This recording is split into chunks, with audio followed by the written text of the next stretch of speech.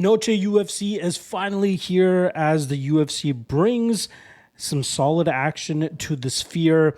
At UFC 306, we have two title fights headlining this monumental event. In the co-main event, we have the trilogy between Alexa Grasso and Valentina Shevchenko. Will we get a fourth fight if Shevchenko ends up getting her hand raised? Maybe we get some Davison Figueiredo and Brandon Moreno type rivalry going, but we'll see if Shevchenko can get her hand raised first. And then in the main event, we got Sugar Sean O'Malley looking to defend his bantamweight title for the second time as he goes up against the machine, Merab Dvalishvili. Very fun fights on this card. Now, the name value drops off after the third fight. Obviously, we got Diego Lopes against Brian Ortega on there. But after that, not many recognizable names for the casual fan. But one thing that Dana White talked about on the, I believe it was the post-fight presser for the Contender Series earlier this week, he said they may not be the biggest name value, but stylistically speaking, these fights should deliver from an entertainment perspective. And I have to agree with him.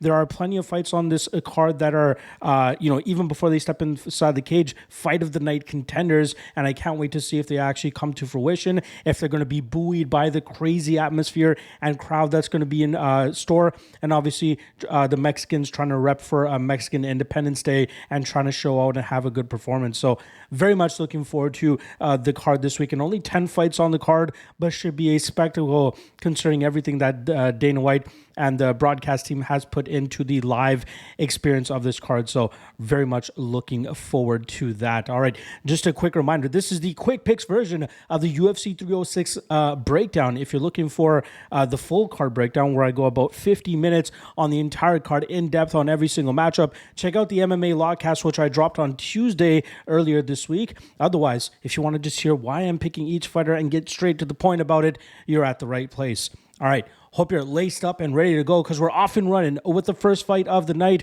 which goes down between Raul Rosas Jr. going up against Aoriqileng. Rosas Jr., 19, almost 20 years old.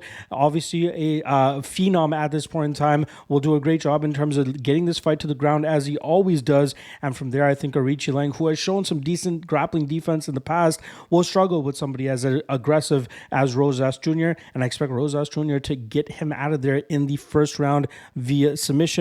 TKO prop, not a bad sprinkle, but probably by submission. Next up, Edgar Chairez against Joshua Van in a striker's delight. I do believe that Van is the cleaner and crisper striker of the two, but you have to wonder how much he is debilitated by the knockout loss that he suffered just about 2 months ago at the hands of Charles Johnson. However, he is the cleaner striker here. Normally, his defensive striking is not that bad. I expect him to deal with the aggressive style of Chairez early and start running away with this fight in deep waters and winning it on the scorecards. Next up, Yasmin Jauregui going up against Ketlin Souza. Jauregui is an absolute menace, and she is, I believe, the second biggest favorite on the card. I think she is far superior to Souza here, specifically in the striking realm. And if Souza looks to get this fight to the ground, I think she will struggle in doing so, allowing Jauregui to touch her up from distance and win this fight on the scorecards. Next up, Manuel Torres against Ignacio Bahamondes in a fight that is surely to deliver fireworks, but I'm going to have to fade the hype train in Torres here and go with the more experienced and technically better fighter here, and Bahamondes, who I believe will be able to touch up Torres, utilize or at least lean on his durability early, and then utilize his superior technical striking to touch up Torres in deep waters and finish him in the second or third round. Next up, Irene Aldana versus Norma Dumont in a pick'em fight, striker versus grappler here. But I'm going to have to lean on the grappling of Dumont, as I think that Aldana may have some success early here being active off of her back. But I think Dumont will be a little bit too strong for her in those top positions. And from there, she should be able to grind this fight out and win it on the scorecards. Next up, Ronaldo Lazy Boy Rodriguez going up against Ode Osbourne. I believe Rodriguez is a very solid fighter, and I think that he's going to cause Osbourne a lot of trouble. Osbourne may have some early success with some takedowns in control time, but I think Rodriguez will continue to provide resistance and then pressure Osbourne on the feet, eventually finding that finish in the second round, likely by submission. Next up, Daniel Zellhuber versus Esteban Ribovics in another striker's delight here. Ribovics packs some power, but Zellhuber is very calm, technical, and disciplined with his striking approach. I expect him to utilize his footwork and touch up Ribovics from distance and win this fight on the scorecards.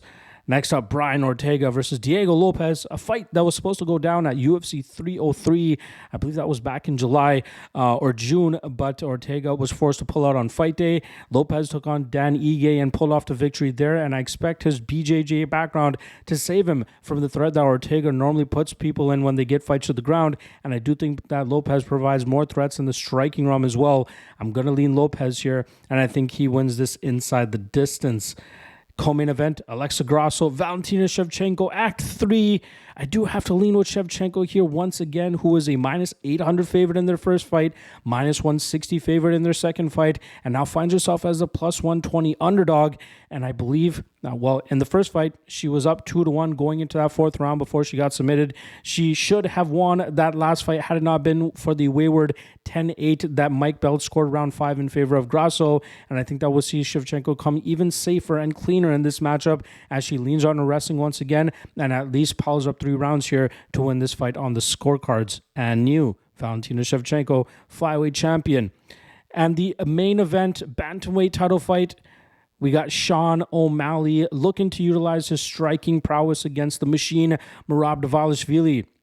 Very fun stylistic clash here, but I have to go with the machine, who has shown great durability throughout his career, and I expect him to stick on O'Malley like white on rice so that he doesn't give him the space required from O'Malley to generate the power to get the knockout. I think Dvalishvili will put him through the ringer, maybe get close to that 50 takedown mark that he got, or 50 attempted takedown mark that he had against Petr Yan, but I think that he'll stay in O'Malley's space, not allow him to create any distance, and from there we'll see Dvalishvili do his thing, put O'Malley through the ringer, and win this fight on the scorecards. And new bantamweight champion Merab Dvalishvili. There you guys go. Quick picks for UFC 306/Noche UFC. There is also Bellator on Saturday morning, which I've already dropped a breakdown for. So check check out the YouTube page for that. LFA going down Friday night. I'll have written breakdowns for that, as well as KSW going down Saturday morning alongside Bellator. I'll have written breakdowns for those on the MMA LOTN Patreon page. Link for that in the description below. All right. Appreciate the love. Appreciate the support. I'll see you guys again tomorrow for the free parlay as well as the 3 best prop bets. See you guys then. Peace.